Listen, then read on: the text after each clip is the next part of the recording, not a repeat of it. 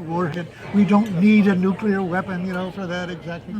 And so to deal with that hypothetical possible example where he would want to do it, you keep the ICBMs, you keep the first use, you keep the doctrine, everything else, with the risks that involves, so that you won't regret that you, keeping in mind that if that situation arose, you have the capability.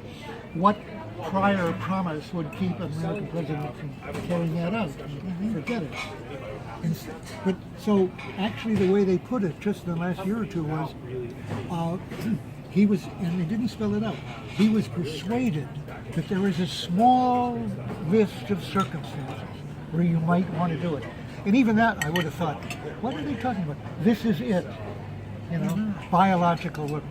So the op-ed today by Bruce Blair and the former head of the Strategic Command says there is no contingency, and he said nuclear, chemical, or biological, which we could not deal with a conventional weapon.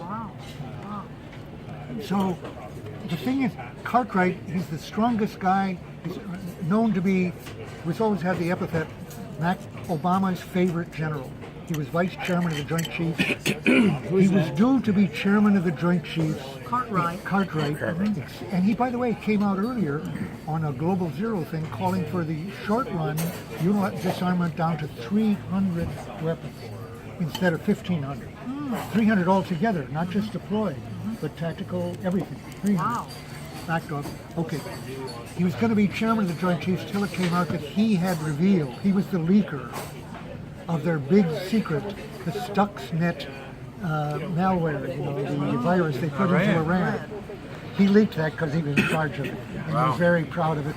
And obviously Obama told him to do that because Obama wanted to take credit for this. But it was a super secret, nothing more secret. And they haven't prosecuted him, of course, for this super secret. He's vice president, vice chairman, and so forth. Nevertheless, he's relatively speaking a very good guy. And no one in the country or the world has more authority. And Ash Carter, no. The head of the Department of Energy, whoever his name is, what the hell does he know? Kerry, no. So if he says we can get rid of the ICBM, no first use, no LSRO, it should be it. Do you know but him? It isn't, because there's no money in getting rid of this stuff. Right. The money is all on the side of building it. Right. Do you know him well? Who? No, I don't know him at all. But Blair knows him, and I know Blair very well. And where does Cartwright work now? I forget. Sells in a... Does it? Probably for a think tank someplace? Probably making a lot of money, yeah. Dan. Well, yeah. Who was I reading? I read a woman who said, a woman was saying, I don't want to call it a weapon. It's just a device for extermination, for mass murder. So I was thinking about that. I thought, like Auschwitz. Yeah. I thought it's like, it said, do we call Auschwitz a weapon? In wartime? Well, I've said long before, every nuclear weapon is a portable Auschwitz. Every regular-sized nuclear weapon can kill 2 million people if you drop it near 2 million people.